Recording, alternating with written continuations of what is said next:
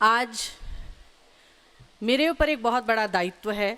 आर्य वीरांगना दल दिल्ली प्रदेश की सह संचालिका होने के नाते और विशेष रूप से आज की इस सभा की मुख्य वक्ता होने के नाते एक विशेष दायित्व मुझ पर सौंपा गया और मैं प्रयास करूंगी कि मैं अपने दायित्व पर खरी उतर पाऊं।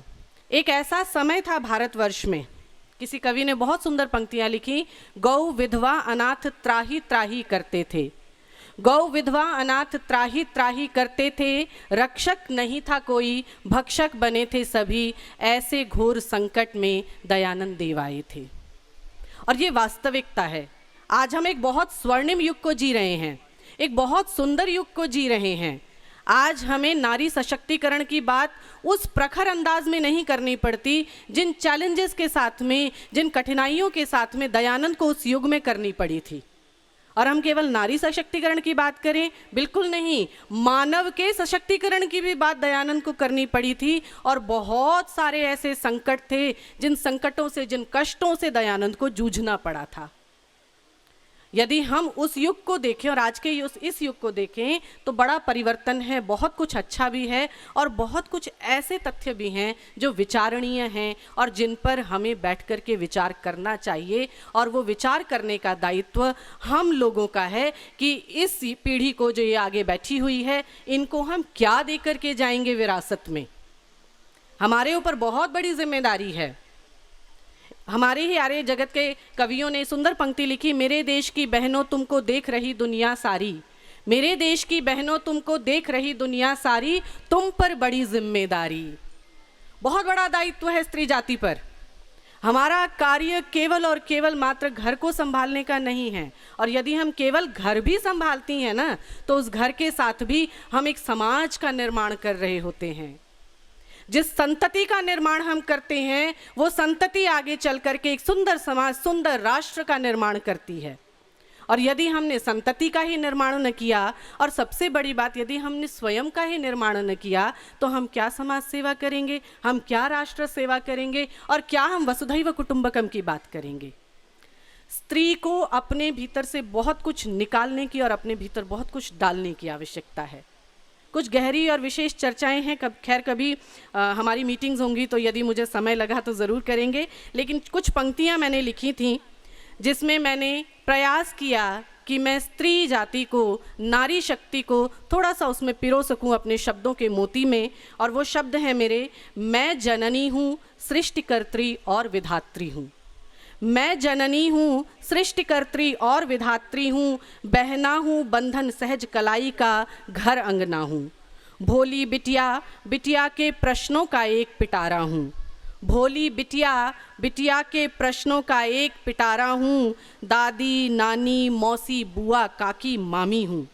मुझे गर्व है मेरे होने का, मुझे गर्व है मेरे होने का, खुशियों का मैं खजाना हूँ। मेरी देह मेरा मान है, नहीं तेरी कोई जागीर हूँ। मुझको चाहता है तो मेरा बन, प्रेम का आगार। छीना झपटी मारा पीटी, क्या मैं कोई तेरी कैदी हूँ। ओ दम्भी पुरुष, ये पुरुष केवल सभी पुरुष प्रजाति के लिए नहीं है, क्षमा कीजिएगा, लेकिन कुछ ऐसे पुरुषों के लिए जिन्होंने अपना एकाधिकार समझ लिया, उनके लिए मैंने ये लिखा कि ओ दम्भी पुरुष, मैं कृशांगी कोमलांगी चंद्रमुखी हूँ, तो काली कपालिनी दुर्गा सी मर्दानी भी हूँ, तो काली कपालिनी दुर्गा सी मर्दानी भी हूँ। आप ध्यान से समझ के देखिएगा, स्त्री केवल कृशांगी कोमलांगी ही नहीं होती। मैं अपनी बच्चियों से भी कहना चाहूँगी, हालांकि ये हमारा प्राकृतिक गुण है, हमें प्रकृति से मिला है, हमारा स्वभाव है। कोमलता तो हमें स्वभाव से प्राप्त हुई है, लेकिन यदि आवश्यकता पड़े तो कभी कभी हमें बहुत कठोर भी होना पड़ता है, काली भी बनना पड़ता है और दुर्गा भी बनना पड़ता है। और आर्य वीरांगना दल के शिविरों में इसी प्रकार की वीरांगनाओं को तैयार करने का हम प्रयास करते हैं। ऋषि दयानंद ने आर्य समाज के 10 नियम लिखे, जिसमें एक नियम उन्होंने लिखा, बहुत सुंदर है, ध्यान से सुनिएगा, क्योंकि हम सामाजिक कार्यों की चर्चा कर रहे हैं, इसीलिए केवल उसी नियम की मैं चर्चा करूंगी। संसार का उपकार करना इस समाज का मुख्य उद्देश्य है, अर्थात शारीरिक, मानसिक और सामाजिक उन्नति करना। हम एक समाज हैं। जब हम इस मंच पर खड़े हैं, जब हम किसी संगठन या दल के पदाधिकारी होकर के उसका दायित्व संभाल रहे हैं, कार्यभार संभाल रहे हैं, और जब हम अपने घर पर भी हैं तो भी हम एक समाज हैं। और एक समाज होने के नाते और उस समाज का अंग होने के नाते हमारा पहला दायित्व है कि हम समाज का उपकार करने का हर वो कार्य करें जो उस समाज के लिए हितकारी सिद्ध होता हो। सर्वहितकारी नियम पालने में सर्वथा ऋषि लिख रहे हैं। और एक बहुत सुंदर बात अभी वृद्धों से भी सीखना चाहिए और बहुत ज़रूरी होता है। मैं ग्रेटर कैलाश 1 के कार्यक्रम में गई हुई थी मुख्य वक्ता के तौर पर ही, तो वहाँ पर श्री एस सी सक्सेना जी हैं, उन्होंने मुझसे बहुत सुंदर बात कही कि लिपिका जी, जो व्यक्ति दयानंद को नहीं अपना सका, जो व्यक्ति दयानंद का भक्त न हो सका, जिस व्यक्ति ने दयानंद के नियमों का पालन अपने जीवन में न किया, वो आर्य समाजी हो ही नहीं सकता। और ये सत्य है। हम कुछ भी होने से पहले समाज हैं, और इस समाज में अगर हम सशक्त रूप से खड़े हैं तो वो दयानंद की देन है और वो आर्य समाज की देन है। तो आर्य समाज से जुड़े होने के नाते हम सभी आर्य समाजियों का ये दायित्व है कि दयानंद के जो स्वप्न थे उन स्वप्नों को हम अपने भीतर बीजिए। जो मेरा है, जो मैं है, उस स्वत्व को, उस मैं को निकाल दें और समाज का हित करने का जो संकल्प है उसको ठान करके केवल अपने भीतर समाज का ही पालन करते रहें, केवल अपने भीतर समाज के उपकार की ये संकल्पना लेकर के चलें। तो क्या मजाल है कि आर्य समाज संसार को और पूरे जगत को, विश्व को चकित नहीं करेगा, अचंभित नहीं करेगा। वैदिक मान्यताओं का डंका बजेगा, किंतु वैदिक मान्यताओं को हम जीवन में अपनाएं तो सही। आर्य समाज के केवल 10 नियमों का भी यदि प्रत्येक आर्य समाजी जीवन में पालन कर ले तो मुझे विश्वास है और पूरा विश्वास है कि आर्य समाज प्रगति करेगा। वैदिक सिद्धांत और वैदिक मान्यताएं संसार में ज़रूर और ज़रूर अवश्य आगे बढ़ेंगी। एक बहुत सुंदर कथा है हितोपदेश। जब मैं कभी कक्षा में पढ़ाती हूँ तो वहाँ पर पहली कथा आती है हितोपदेश की कि कबूतर जो थे झुंड बना करके आकाश में उड़ रहे थे, दाने की तलाश कर रहे थे, और उन्होंने एक जंगल से गुजरते हुए देखा कि नीचे जंगल में चावल बिखरे हुए हैं। तो जो युवा कबूतर था वो बहुत उचक करके, बहुत जोश के साथ में, उमंग के साथ बोला, ये चावल रखे हैं, इन्हें चुग लो, फटाफट खा लेना चाहिए, आगे पता नहीं भोजन मिले ना मिले। तो वृद्ध कबूतर ने कहा, नहीं, ये निर्जन स्थान है, यहाँ मनुष्य नहीं रहते, चावल कहाँ से आया, विचार करो, यहाँ ना उतरो, मेरी बात मानो, मैं वृद्ध हूँ, मेरा अनुभव है, मैं जानता हूँ कि यहाँ पर कोई ना कोई विपत्ति हो सकती है। किंतु युवा कबूतर बोला कि अरे जब वृद्धों की बात मानने लगो तो भूखे ही मर जाओ। और उसने बात नहीं मानी और पूरे के पूरे कबूतरों के झुंड को लेकर के नीचे उतर गया। कबूतर बैठे दाना चुगने के लिए, चावल चुगने के लिए, वहाँ तो शिकारी ने जाल बिछाया था, जाल में फंस गए।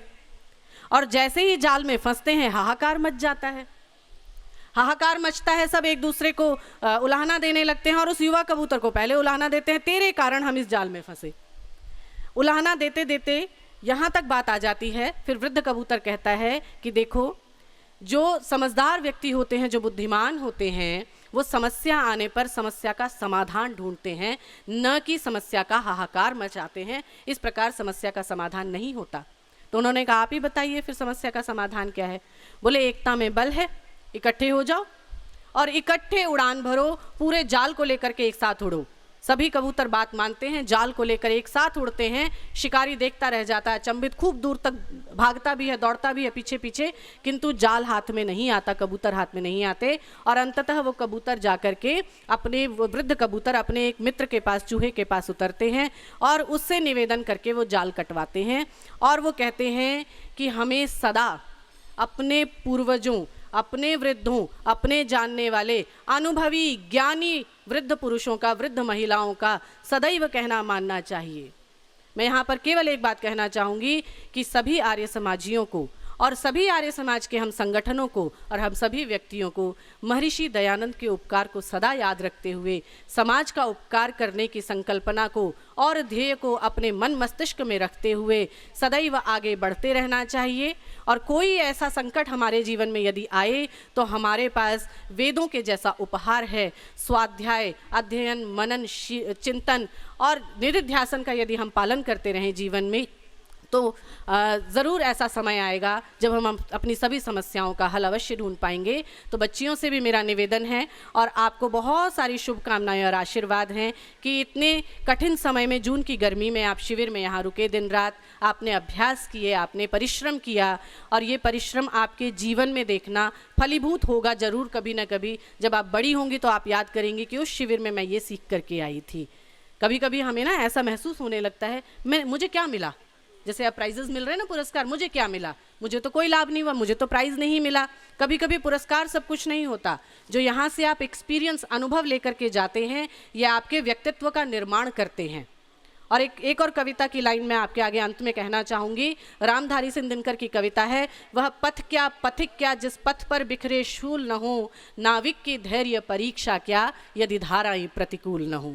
जीवन में बहुत बार ऐसा समय आता है जब प्रतिकूल धाराओं को देख करके, उल्टे समय को देख करके हम डरते हैं या घबराते हैं, किंतु याद रखिएगा समय सदा एक जैसा नहीं रहता और जीवन में हम जब जब जहाँ जहाँ जो जो सीखते हैं वो हमें कहीं ना कहीं अवश्य काम आता है। इसीलिए धैर्य को बनाए रखते हुए और सदैव सीखने की उत्सुकता मन में बनाए रखते हुए सीखते रहिए, आगे बढ़ते रहिए। मुझे आशा है हमारी बच्चियाँ भारतवर्ष का भविष्य बनेंगी और हमारा नाम और अपने परिवार का नाम ज़रूर संसार में रोशन करेंगी। इसी के साथ आप सभी का बहुत बहुत धन्यवाद। इति ओम शाम।